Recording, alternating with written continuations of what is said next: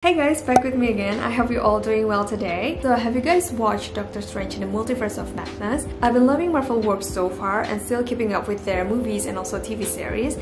Dan sebenarnya kemarin excited banget sih untuk nungguin film Doctor Strange yang ini.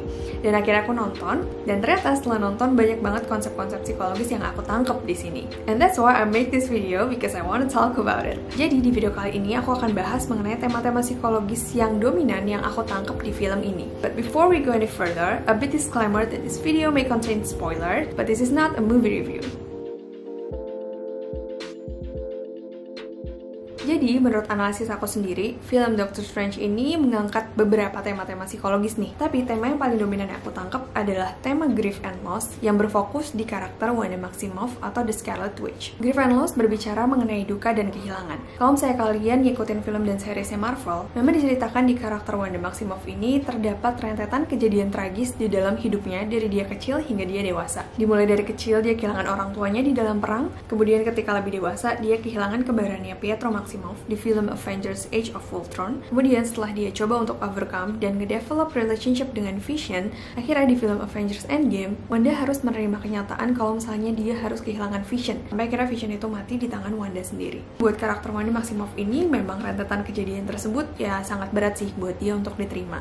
Sampai akhirnya keluar series WandaVision di mana di situ diceritain si Wanda ini nge-take over kota yang bernama Westview untuk ngebuat kota fantasinya sendiri. Di mana di situ Vision masih ada dan mereka tinggal di sebuah rumah di atas tanah yang memang dulu dijanjikan oleh Vision, dan sampai akhirnya mereka memiliki anak, Billy dan Tommy. Namun karena itu memang hanya dunia fantasinya sendiri, dia harus merelakan anak kembarnya, Billy dan Tommy, yang sudah dia bangun relationship-nya juga sama mereka. Ketika kita kehilangan orang terdekat kita, baik ditinggal secara meninggal atau mungkin dia pergi, pasti itu meninggalkan luka dan meninggalkan rasa sakit juga buat diri kita. Begitu pula juga dengan si Wanda, yang ditinggal secara bertubi-tubi oleh orang terdekatnya. Sampai di film Doctor Strange yang terakhir, masih kelihatan tuh intensnya rasa duka dan kehilangan yang dialamin si Wanda. Kalau dilihat dari teori Kubler-Ross tentang grief cycle, Wanda ini tuh kelihatan banget nih evidence stage griefnya. Menurut teori Kubler-Ross, terdapat 5 stage di dalam grief. Yang pertama ada denial, yang kedua ada anger, yang ketiga ada depression, kemudian diikuti oleh bargaining, sampai akhirnya ke tahap yang terakhir yaitu acceptance. Nah, membahas stage of grief tersebut, evidence-nya dalam perilaku-perilaku Wanda di series dan film Marvel ini, bisa kita lihat ya teman-teman. Yang pertama dari stage denial,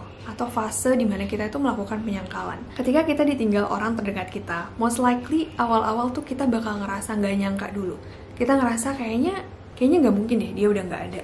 Kita ngerasain bahwa ini tuh kayak mimpi, bahwa semua ini tuh nggak real. Intinya adalah kita ngedeny bahwa memang secara kenyataan kita udah ditinggal oleh orang tersebut. Nah, fase denial ini banyak sekali digambarkan oleh diri Wanda, terutama di series WandaVision. Di series ini, Wanda secara subconsciously menggunakan kekuatannya untuk nge-create Westview menjadi dunia fantasinya dia, atau dunia yang sesuai dengan impiannya dia, yang memang bukan realita. Di sini dia kembali berkumpul sama Vision dan bahkan memiliki anak-anaknya, yaitu Billy dan Tommy. Wanda menciptakan The Hex atau Westview Anomaly yang juga memperangkap orang-orang yang memang dari awal udah hidup di situ, sehingga mereka menjadi supporting role di dalam dunia yang Wanda ciptakan. Kalau kita lihat dari ceritanya, banyak sekali time jump yang dialami oleh Wanda, hingga dia pun juga bingung gitu. Kenapa kok tiba-tiba dia hamil dan belum 9 bulan dia pun akhirnya melahirkan dan tiba-tiba anaknya udah gede aja. Nah, di situ seperti menggambarkan fase denialnya Wanda, bahwa hal yang memang gak mungkin pun dia anggap merupakan realitanya. Saking painfulnya rasa duka dan kehilangan yang kita milikin, kita bisa nge-ignore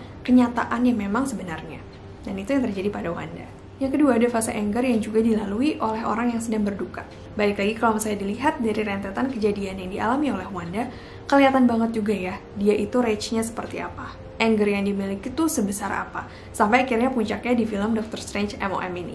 Amarah yang dimiliki oleh Wanda sangat terbuild up sepanjang film dan juga series dari Marvel. Kalau di series WandaVision, kelihatan banget Wanda tuh marah kalau misalnya ada yang mencoba untuk mengganggu fantasinya dia. Salah satunya ketika Monica Rambeau lagi coba untuk mencari tahu sebenarnya apa nih yang ada di dalam kehidupan Wanda, dia langsung marah dan even sampai ngedorong Monica Rambeau itu keluar dari Hex. Di film Doctor Strange MOM pun kelihatan banget rasa marahnya Wanda itu semakin intens. Dia marah banget ke Doctor Strange yang dia rasa menghalangi diri dia, kemudian dia juga mengacak-acak kamar Touch, dan sampai dia pun juga marah ke dirinya sendiri, ke si Wanda Maximoff yang ada di universe yang lain. Yang ketiga, fase depression.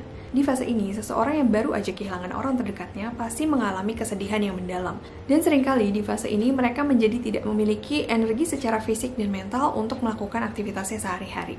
Fase ini spesifiknya digambarkan di episode 7 di WandaVision, di mana di sini Wanda diceritain lagi malas-malasnya untuk ngapa-ngapain. Menarik lagi, di episode ini ada commercial break tentang obat antidepresan. Wanda di episode ini kelihatan banget berjuang untuk merawat dirinya sendiri dan juga melakukan tanggung jawabnya, yang kayaknya sulit banget untuk dia lakukan. Dan memang hal ini yang biasanya dirasakan oleh orang yang sedang mengalami fase depresi. Bahkan untuk superhero seperti Wanda sendiri, dia ngerasa kesulitan untuk mengontrol powernya sendiri. Kemudian ada stage bargaining. Ketika orang berduka, dia mengalami rasa sakit dan kesedihan yang sangat mendalam, sehingga kayaknya dia tuh pengen ngelakuin apa aja yang bisa dilakuin untuk bisa mengurangi rasa sakit yang dimiliki saat itu.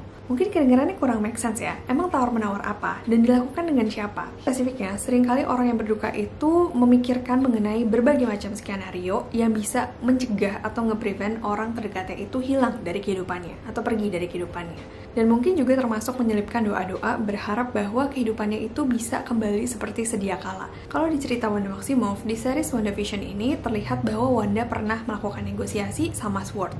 I just want to bury him. That's all I want. Are you sure? Excuse me? Not everyone has the kind of power that could bring their soulmate back online. Forgive me. Back to life. Kalau misalnya di film Doctor Strange MOM diceritain bahwa Wanda melakukan negosiasi dengan Doctor Strange agar dia bisa membawa American Chavez secara damai, atau katanya, Then it won't be Wanda who comes for her. It will be the Scarlet Witch. Yang menunjukkan bahwa seseorang itu pengen banget mencoba untuk mengontrol sesuatu yang di luar kuasanya dia. Yang terakhir ada fase acceptance atau penerimaan. Fase penerimaan ini adalah ketika seseorang yang berduka itu sudah mulai bisa menerima kenyataan yang ada itu seperti apa. Bukan berarti di sini dia udah nggak sedih dan udah lupa dengan kejadian di masa lalunya, tapi lebih ke arah di sini dia udah lebih siap untuk menerima dan melanjutkan hidup berdampingan dengan rasa duka yang ada. Nah, sebenarnya di karakter Wanda Maximoff di episode-episode terakhir kelihatan kalau misalnya dia udah mulai mau menerima kenyataan yang ada seperti apa. Dia akhirnya sadar dan mau melepaskan spellnya atas warga Westview.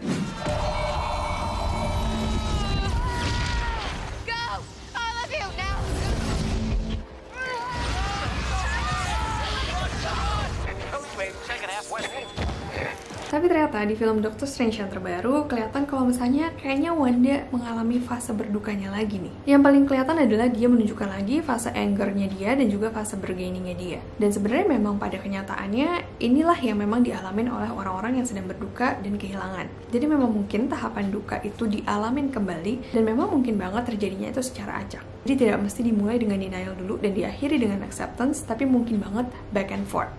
Nah, balik lagi ke Wanda, setelah akhirnya fase berdukanya itu muncul lagi, di akhir film Doctor Strange MOM ini terlihat lagi bahwa dia udah mulai ada fase acceptance-nya lagi nih. Kayak lagi akhirnya Wanda melihat dampak dari perbuatannya dan akhirnya dia mengakhiri perseteruannya. It cost almost whole universe to pay for her wrongdoings, but hopefully that acceptance lasts forever though. Okay, that's about grief. Sebenarnya ada lagi nih aku lihat dari mental state-nya Wanda. Aku melihat bahwa Wanda Maximoff ini re-experiencing dan juga resurfacing her trauma. Jadi seperti yang aku ceritakan di awal, dia itu mengalami rentetan kejadian di masa lalu yang pastinya sangat painful dan bahkan traumatis buat dia.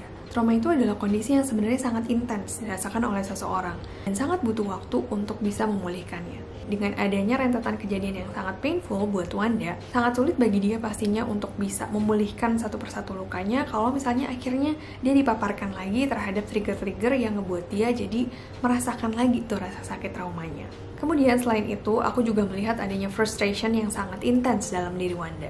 Even though Scarlet Witch considered as one of the most powerful Avenger, tapi kalau misalnya diperhatiin lebih dalam lagi, sebenarnya kelihatan banget kalau misalnya Wanda ini tuh rentan, emosinya tidak stabil, dan mungkin kondisi mentalnya itu sangat lemah. Diceritakan di WandaVision, dia itu mencoba untuk mengunjungi jasadnya Vision, di Sword Facility. Ketika akhirnya dia mendalami Darkhold, dia bisa melakukan astral projection dan dia mengunjungi universe lain untuk bertemu Billy dan Tommy. Dan sampai akhirnya dia punya niatan untuk mengambil kekuatannya America Chavez. Kalau dilihat secara keseluruhan memang perilaku-perilaku ini kayak perilaku villain pada umumnya sih ya. Tapi kalau misalnya dilihat sebenarnya ini adalah suatu bentuk perilaku frustrasi yang ada dalam diri Wanda karena luka yang dia alami. Sebenarnya kalau misalnya dilihat masih banyak lagi ya hal-hal yang mungkin menonjol dari kondisi psikisnya Wanda atau mungkin dari karakter-karakter lain. Tapi kalau misalnya dari perspektif aku, itulah yang kayaknya paling dominan muncul ya untuk tema psikologisnya. Mengetahui kondisi mental Wanda Maximoff pun sebenarnya nggak membenarkan juga ya perilaku yang dia lakukan untuk merugikan orang lain. Tapi yang pengen aku highlight di sini adalah kita jadi belajar betapa kompleksnya seseorang menghayati kejadian yang ada di dalam hidupnya, bahkan ketika dia superhero sekalipun. I think that's about it. Mungkin kedepannya di film dan series Marvel berikutnya kita bakal ngeliat juga nih mental state superhero-superhero lainnya. But anyway, this is my thoughts and analysis dari mental state-nya Wanda. Let me hear what you guys think in the comment box down below. Don't forget to like and subscribe to my channel. I'll see you guys in the next video. Bye-bye! Look, we've all been there, right? Letting our fear and anger get the best of us.